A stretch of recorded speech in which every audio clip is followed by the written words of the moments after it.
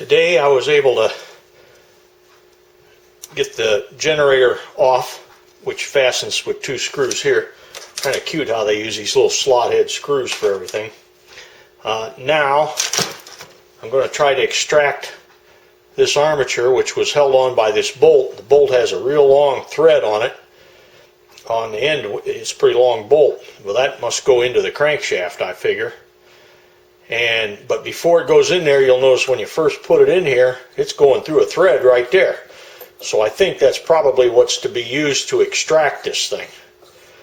So I looked around for something that was, you know, the tap drill diameter of that 8mm thread, but I didn't have anything. But I did come up with this piece of 1/8" steel rod, and I thought I'll put that in there and see if I can pop this armature off of here with this.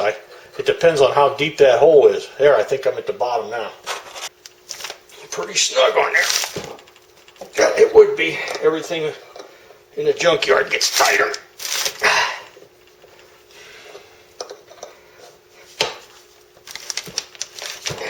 It should have popped by now, I would have thought. If it's on a taper.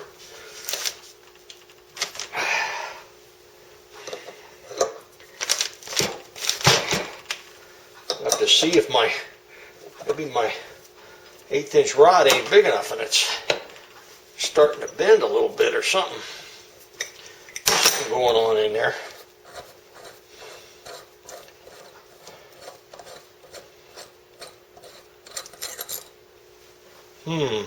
Well, I guess that didn't work. I have to go with something a little heavier than that.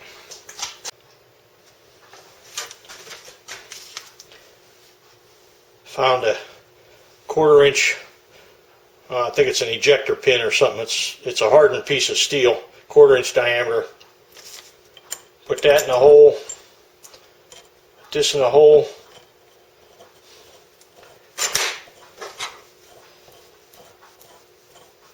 Put the wrench in here to keep it from turning.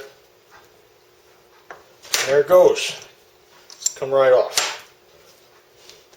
Actually, I did it before I made that movie. I just wanted to restage it for you to show you what did it. I tightened it up, put a little tension on it, and then just give it a rap with a hammer and it popped right off. So there was nothing to it.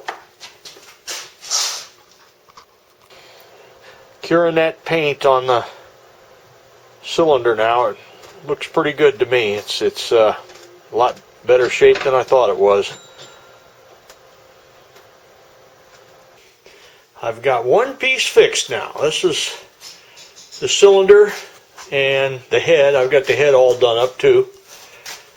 I was able to get all the busted bolts out and rusty things and pistons and so forth are out of it. Ran a tap through the spark plug threads. This thing has dual ignition, by the way. I don't know why that is. What I used on it was this VHT flame-proof paint. It says very high temperature. That's the one you want to look for. This I got at Summit Racing, but I think I've gotten it before at a Napa store.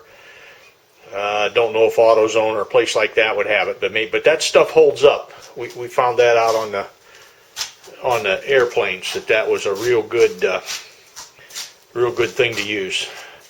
The cylinders on this thing are good. I thought they'd be scored up, but they aren't.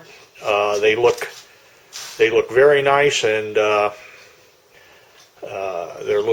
got a little light rust on them right now, but that'll hone right off there. But there's no grooves in them or anything like that. So I did blast.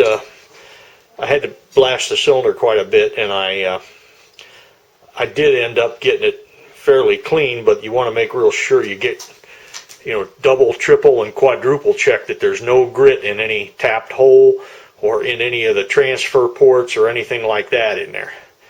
So you don't, one little piece of grit could ruin this engine. So I want to make sure I got everything good and cleaned out. But yeah, there it is. It's a work of art, I think.